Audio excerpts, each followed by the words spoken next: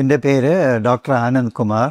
ഞാൻ കൊച്ചി അമൃത ആശുപത്രിയിൽ ന്യൂറോളജി പ്രൊഫസറായിട്ട് സേവനമനുഷ്ഠിക്കുന്നു. ഇന്ന് 11-ാം തീയതി വേൾഡ് പാർക്കിൻസൺസ് ഡേ ആണ്. പാർക്കിൻസൺസ് ഡിസീസ് എന്ന് പറഞ്ഞാൽ നമ്മുടെ ബ്രെയിനിൽ ബേസൽ ഗാംഗ്ലിയ എന്ന് പറഞ്ഞൊരു ഭാഗമുണ്ട്. ആ ഭാഗമാണ് നമ്മുടെ ചലനങ്ങൾ നിയന്ത്രിക്കുന്നത്.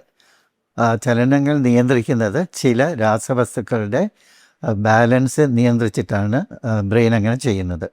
അപ്പോൾ ഡോപ്പമീൻ എന്ന് പറഞ്ഞ ഒരു രാസവസ്തുവിൻ്റെ അളവ് കുറയുമ്പോഴത്തേക്കും നമ്മുടെ പ്രവൃത്തികളെല്ലാം പതുക്കെയാകും, നമ്മുടെ നടത്തം പതുക്കെയാകും, നമ്മൾ മുന്നോട്ട് ആഞ്ഞാഞ്ഞു പോകും, കൈകാലുകൾക്ക് വിറയൽ അനുഭവപ്പെടും. പല രീതിയിലുള്ള ലക്ഷണങ്ങൾ വന്ന് ചേരുമ്പോഴാണ് പാർക്കിൻസൺസ് ഡിസീസ് ഉണ്ടാകുന്നത്. പക്ഷേ ഇന്ന് ഞാൻ നിങ്ങളോട് പറയാൻ ഉദ്ദേശിക്കുന്നത് പാർക്കിൻസൺസ് ഡിസീസിനെ കുറിച്ച് ഉള്ള ഒരു ദീർഘമായിട്ടുള്ള ഒരു ചർച്ചയല്ല, മറിച്ച് ഈ അസുഖം നമുക്ക് എങ്ങനെയെങ്കിലും വളരെ നേരത്തെ തന്നെ കണ്ടുപിടിക്കാൻ സാധിക്കുമോ ഒന്ന്, രണ്ടാമതായിട്ട് ഇതിനെ തടയാൻ എന്തെങ്കിലും നമുക്ക് ചെയ്യാൻ സാധിക്കുമോ, ഈ രണ്ട് കാര്യങ്ങളെക്കുറിച്ചാണ് എനിക്ക് പറയാനുള്ളത്. ഒന്നാമതായിട്ട് നമുക്ക് ഇത് വരാൻ സാധ്യതയുണ്ടോ എന്നറിയണമെന്നുണ്ടെങ്കിൽ ചില ബ്ലഡ് ടെസ്റ്റുകൾ ചെയ്യാം നമുക്ക്. അതായത് പാരമ്പര്യമായിട്ട് നമുക്കിതിനുള്ള സാധ്യത ഉണ്ടോ എന്നറിയാം. അതുകൂടാതെ നമുക്ക് ചില ടെസ്റ്റുകൾ ചെയ്യാം, നമ്മുടെ ചില സന്ധികളിൽ ഉള്ള അതിൻ്റെ ആ ഒരു മൂവ്മെൻറ്റ്സിനുള്ള ചെറിയ ചെറിയ മാറ്റങ്ങൾ. പിന്നെ RBD എന്ന് പറഞ്ഞിട്ട് റെം ബിഹേവിയറൽ ഡിസോർഡർ, അതായത് ഉറക്കത്തിൽ നമ്മൾ സ്വപ്നങ്ങൾ അതിനനുസരിച്ച് കൈകാലുകൾ ചലിപ്പിക്കുക. സാധാരണ നമ്മൾ സ്വപ്നം കാണുമ്പോൾ കൈകാലുകൾ ചലിപ്പിക്കാറില്ല. ഇതിന് റെം ബിഹേവിയറൽ ഡിസോർഡർ എന്ന് പറയും. പിന്നെ നമ്മുടെ മണം ചെക്ക് ചെയ്ത് നോക്കുക.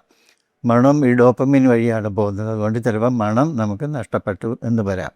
അതുകൂടാതെ മലബന്ധം വരാം, അതുകൊണ്ട് ഈ ഡിപ്രഷൻ വരാം, അല്ലെന്നുണ്ടെങ്കിൽ ചെറിയ രീതിയിലുള്ള മറവി വരാം. ഈ വക ലക്ഷണങ്ങളുണ്ടെങ്കിൽ നമ്മൾ ഈ പാർക്കിൻസൺസ് ഡിസീസ് ഉണ്ടോ എന്ന് നമുക്കൊരു സംശയം ഉണ്ടാകണം, അത്രമാത്രമേ ഉള്ളൂ. അതല്ലാതെ കോൺസ്റ്റിപ്പേഷനുള്ള എല്ലാവരും പാർക്കിൻസൺസ് ഡിസീസിലോട്ട് പോകും അങ്ങനെയല്ല ഞാൻ പറഞ്ഞത്.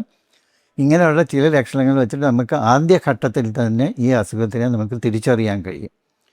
ഇതുകൂടാതെ തന്നെ നമുക്കിതിനെ തടയാൻ വേണ്ടിയിട്ട് ചില മാർഗങ്ങൾ സ്വീകരിക്കാം. ഉദാഹരണത്തിന് സ്ഥിരമായിട്ടുള്ള വ്യായാമം, പിന്നെ അതുകൂടാതെ നമ്മുടെ ഭക്ഷണ രീതിയിൽ വരുന്ന മാറ്റങ്ങൾ, പിന്നെ നമ്മുടെ ഈ മാനസിക സമ്മർദ്ദം കുറയ്ക്കുക, പിന്നെ നമുക്ക് ഈ യോഗ, മെഡിറ്റേഷൻ എന്നിവയെല്ലാം കൃത്യമായിട്ട് ചെയ്യുക.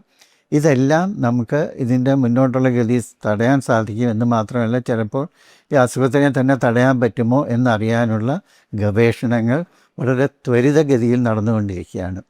അതുകൊണ്ട് ഇന്നത്തെ ഈ ദിവസത്തിൽ, ഈ പാർക്കിൻസൺസ് ഡേയിൽ എനിക്ക് നിങ്ങൾക്ക് കാണിച്ചു തരാനുള്ളത് മറ്റൊന്നുമല്ല, പ്രത്യാശയുടെ കിരണങ്ങൾ മാത്രം.